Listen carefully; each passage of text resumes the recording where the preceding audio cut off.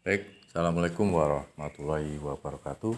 Selamat pagi, sehat selalu, dan tetap semangat dalam kondisi belajar di rumah masing-masing. Untuk minggu ini kita ketemu lagi tentang pembahasan tugas dari minggu kemarin, yaitu LK2.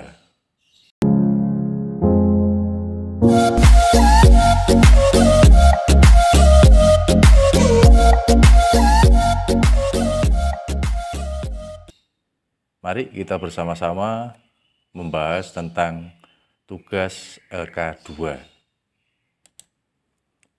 LK2 kemarin kita diajak untuk mempelajari tentang konsep seni lukis. Yang pertama, beragam pemahaman tentang seni lukis. Jelaskan pengertian dari seni lukis. Nah, bicara tentang pemahaman seni lukis, sebelumnya saya sampaikan bahwa banyak pandangan, banyak pendapat tentang seni lukis. Banyak tokoh juga yang memberikan pandangan atau pendapat tentang seni lukis. Nah, dari beberapa pandangan para tokoh, kita bisa mengambil kesimpulan. Salah satunya pendapat tokoh yang bisa kita lihat di buku paket Seni Budaya kelas 9, yaitu Sudarso SP 1990 halaman 11 atau bab 11. Disebutkan bahwa melukis adalah kegiatan mengolah medium 2 dimensi atau permukaan datar dari objek 3 dimensi untuk mendapat kesan tertentu dengan melibatkan ekspresi, emosi, dan gagasan dari pencipta secara penuh. Itu pendapat dari Sudarso SP yang bisa kita lihat di buku paket.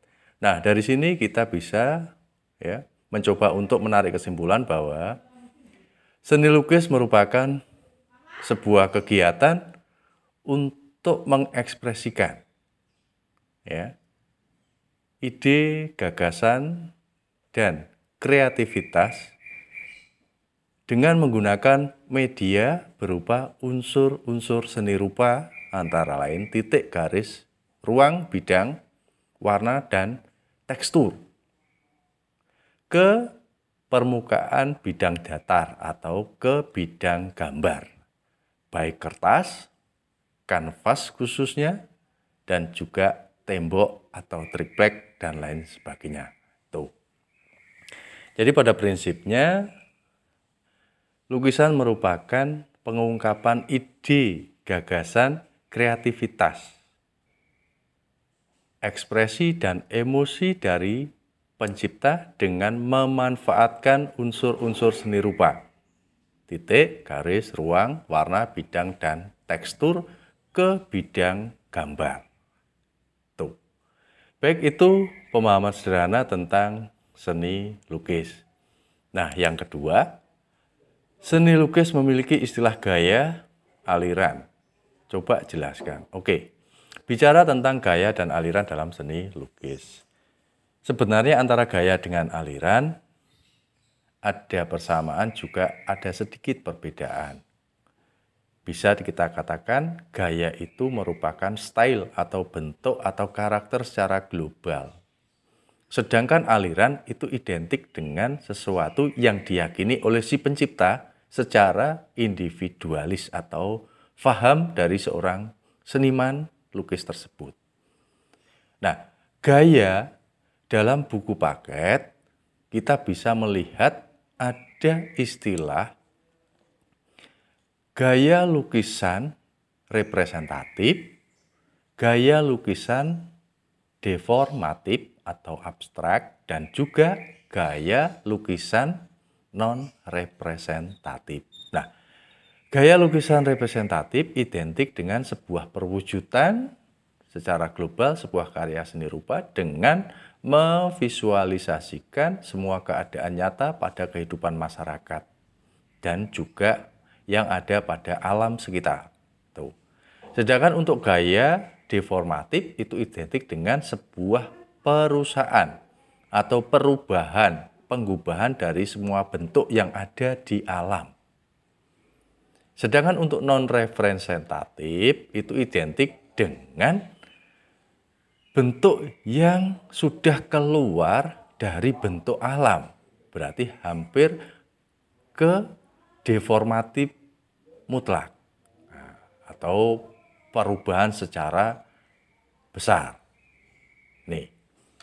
Berikutnya selain itu juga ada gaya imajinatif, ya, daya khayal, ada juga gaya primitif, ada juga gaya tradisional.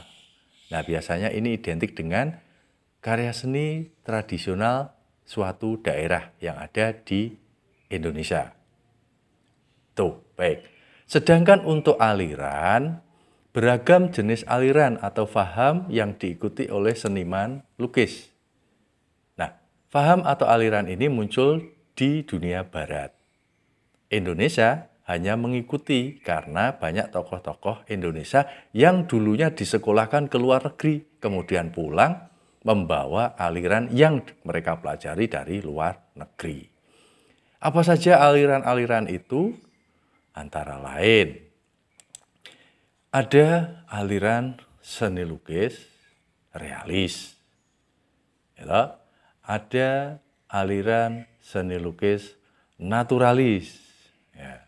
Ada juga aliran seni lukis ekspresionis, ada impresionis, ada fauvisme, ada kubisme, ada futurisme, ada dadaisme, kemudian ada romantisme atau romantikisme. Kemudian ada istilah klasisisme. Kemudian ada istilah aliran surrealisme. Nih. Nah, aliran-aliran itu berkembang di dunia barat di masa lampau. Untuk masa sekarang juga masih ada dan berkembang, mengikuti perkembangan zaman. Sehingga alirannya pun juga bisa, ya, menjadi sebuah aliran seni lukis modern, baru. Ada istilah pop art, ada istilah postmodern, kontemporer, dan lain sebagainya. Itu bicara tentang aliran seni lukis. Baik, saya kira itu saja. Kemudian yang berikutnya kita bicara tentang gaya representatif, deformatif, dan non-representatif. Tadi sudah saya sebutkan bahwa gaya-gaya representatif itu ada pada karya-karya seni lukis yang cenderung mengungkapkan dunia nyata, realis, ya. Kemudian yang deformatif itu identik cenderung yang melakukan sebuah perubahan bentuk dari dunia nyata. Kita bisa melihat ke aliran ekspresionis, ya, impresionis, surrealis, kubis, dadaisme, dan lain sebagainya. Sedangkan yang non-representatif itu cenderung ke dunia imajinatif, ya, bisa surrealisme, itu bisa fauvisme, futurisme, itu semua melepaskan diri dari dunia nyata dalam membuat sebuah tampilan bentuk. Oke, selanjutnya kita bahas tentang deformatif yang cenderung ke ekspresif, abstrak, ya, kubis, dan lain sebagainya. Non-representatif juga begitu, malah dia lepas juga dari dunia nyata. Futuris, fauvis, ya, dadaisme, dan lain sebagainya. Oke. Baik, selanjutnya beragam gaya dan aliran dalam seni lukis beserta tokohnya. Nah, oke. Banyak tokoh, semua aliran itu dibawa oleh seorang tokoh. Yang lebih jelas, karena perkembangan dunia seni lukis modern itu ada di dunia barat, maka kita hanya mengenal beberapa saja. Ya. Antara lain, ada aliran ekspresionis dan impresionis yang dibawa oleh seorang tokoh yang namanya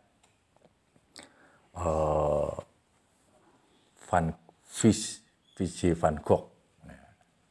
Nih, kemudian ada juga yang dibawa kubis Pablo Picasso, ya.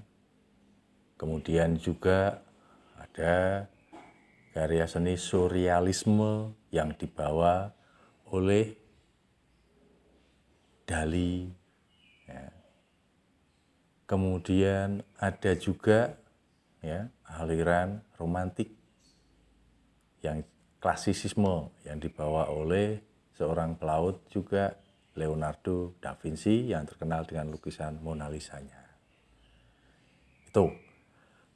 Dan bahkan banyak lagi tokoh-tokoh yang ada di dunia barat berdasarkan sejarah perkembangan seni lukis modern. Kalian bisa membaca ya literasi di buku paket atau di media internet. Nah, yang perlu kita ketahui adalah bahwa sebenarnya banyak orang Indonesia yang dulu dibawa untuk disekolahkan di Eropa. Kemudian pulang membawa aliran juga yang mereka pelajari dari Eropa. Antara lain, tokoh yang paling terkenal dengan romantisme atau romantisme, klasisisme, yaitu Raden Saleh Syarif Bustaman. Nah, itu tokoh dari bangsa pribumi atau bangsa Indonesia. Berikutnya ada tokoh ekspresionis. Ya. Antara lain ada Avandi, ada S. Sujoyono juga, ya, dan lain sebagainya. Kemudian ada yang realis, ya, naturalis. Antara lain ada ya, Basuki Abdullah, ada Dullah. Nah, ini yang terkenal di era pemerintahan Orde Lama atau pemerintahannya Bung Karno. Dia seorang pelukis istana. Nih. Kemudian ada tokoh juga yang namanya Barli Sasmita juga, ya. Kemudian Trubus juga, ya. Kemudian ada tokoh-tokoh yang lain juga, ya. Didi R. Supriya itu termasuk orang-orang modern, orang-orang baru, kan begitu. Sedangkan yang kita sebutkan tadi adalah mereka-mereka yang bergerak dalam dunia seni lukis di antara tahun 40, 50, dan 60-an. Nih, baik itu tokoh-tokoh yang bisa kita ketahui dari dalam negeri. Meskipun sekarang banyak tokoh-tokoh yang bermunculan, ya. Ada Lucia Hartini, ya. Kemudian ada Joko Peke yang terkenal dengan lukisan 1 miliarnya, ya, berburu celeng. Ya, tuh. Dan masih banyak lagi kalian bisa mencari di buku paket dan literasi yang ada di media sosial dan lain sebagainya. Oke, baik, saya kira itu. Selanjutnya, bicara tentang dalam sebuah karya seni lukis ada istilah tema.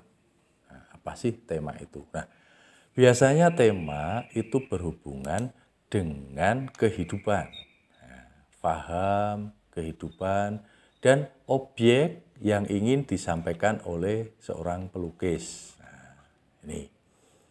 Seorang pelukis yang cenderung hidup dan peduli pada dunia, lingkungan sekitarnya, atau ya sosial masyarakat, maka dia cenderung mengungkapkan ekspresinya untuk ya mengangkat sebuah tema-tema sosial kehidupan masyarakat.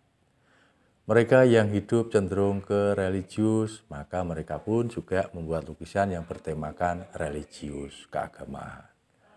Mereka yang cenderung senang dengan kehidupan alam, maka mereka pun juga mengangkat kehidupan, keindahan, pesona alam.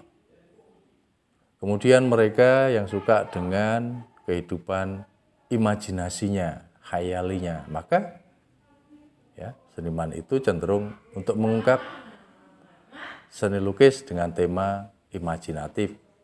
Mereka yang suka dengan tradisi, maka mereka cenderung membuat sebuah lukisan dengan tema-tema tradisi. Mereka yang hidup di era modern, di perkotaan, pasti juga akan mengangkat tema-tema perkotaan. Seniman yang hidup di desa, di pelosok, di pegunungan, mereka pun akan mengangkat atau membuat lukisan yang bertemakan dengan kehidupan yang mereka jalani. Tuh, baik. Saya kira itu sedikit ya pengulas LK2 kemarin. Nah, berikutnya yang terakhir ya. Tema dalam lukisan cenderung menceritakan tentang kehidupan seniman dengan lingkungan sekitar. Kemudian sebutkan hubungan antara seniman dengan lingkungannya. Oke. Jadi seperti tadi yang nomor 5, Pak Yusuf sampaikan bahwa setiap seniman yang menciptakan karya seni itu mereka tidak akan lepas jauh dari lingkungannya. Apa yang dia lihat, apa yang dia senangi, apa yang dia tidak senangi, apa yang membuat dia bangga, apa yang membuat dia takut, apa yang membuat dia takjub. Itu selalu ya dijadikan sebagai tema dalam lukisannya. Nah, tema-tema dari seniman itu atau pelukis itu macam-macam. Dia ada yang mengungkap tentang kehidupan pribadinya. Nah, kemudian ada yang mengungkap tentang dunia imajinasinya, khayalnya, humornya, keceriaannya, kesedihannya. Nah, itu dia ungkapkan secara individualis. Dia hanya bicara tentang diri sendiri. Dengan pengalaman-pengalaman dirinya terhadap lingkungan sekitar. Kemudian ada juga karena dia punya sahabat atau teman orang lain, maka dia cenderung peduli pada sahabatnya, orang lain, dan orang-orang yang membuat dia tertarik. Dia jadikan sebuah karya seni. Maka itu hubungan antara seorang seniman dengan ya manusia sekitarnya. Kemudian hubungan antara seniman dengan lingkungannya. Nah, di lingkungan seniman bermacam-macam ya, ada manusia, ada alam. Ya, di alam juga ada binatang, ada tumbuhan, ada alam benda. Nah, sehingga dalam berkarya seninya pun dia juga cenderung mengungkap tema-tema yang berhubungan dengan alam sekitarnya. Keindahan pesona alam pedesaan misalkan. Karena seniman itu lebih suka ya hidup dan sering mengunjungi ya, tempat-tempat yang indah dan menarik serta alami dan asri yang sudah ada di alam bebas. Itu. Kemudian karena si pencipta seni lukis itu suka pada sebuah sajian benda-benda, nah, maka dia juga mengungkap ya, mengangkat lukisannya tentang alam benda. Baik benda silindris, kubistis, juga benda bebas, ya, apapun. Misalkan seorang seniman yang betul-betul sewenang pada sebuah tampilan, misalnya sepatu, sepatu buntut, maka dia membuat lukisan tentang sepatu buntut. Atau dia suka sekali dimanapun dia berada dan apapun yang terjadi dia selalu bersama tasnya, seperti Doraemon, tas ajaib. Maka dia juga mengungkap atau melukis ya, tas yang selama ini menjadi bagian dari kehidupannya. Itu. Jadi pada prinsipnya seniman itu seorang manusia, pelukis itu seorang manusia, dia melukis ya sesuai dengan apa yang dia lihat, sesuai dengan apa yang dia pikirkan dan sesuai dengan apa yang dia rasakan. Di mana dia berada. Ya. Sehingga karya seninya selalu bisa berkembang. Dia di kota, maka dia ungkap, dia lukis tentang kehidupan kota. Dia di desa, maka dia pun akan ungkap ya, dan lukis kehidupan desa. Dia senang, karya-karyanya cenderung menunjukkan keceriaan, kesenangan, kebahagiaan. Dia susah, dia sedih, maka dia pun juga akan melukis tentang kesedihan dan lain sebagainya. Baik itu pembahasan pada LK2. Ada kurang lebih, Pak Yusuf minta maaf. Tetap semangat, belajar di rumah. Dan jangan lupa senantiasa ya, ikuti protokol kesehatan. Cuci tangan, pakai masker, ya, jaga jarak, dan hindari ya, kerumunan atau keramaian. Sehingga kita bersama bisa menghindari penyebaran virus COVID-19. Itu saja saya akhiri. Wabillahi taufik walhidayah. Wassalamualaikum warahmatullahi wabarakatuh. Tetap semangat, jaga kesehatan.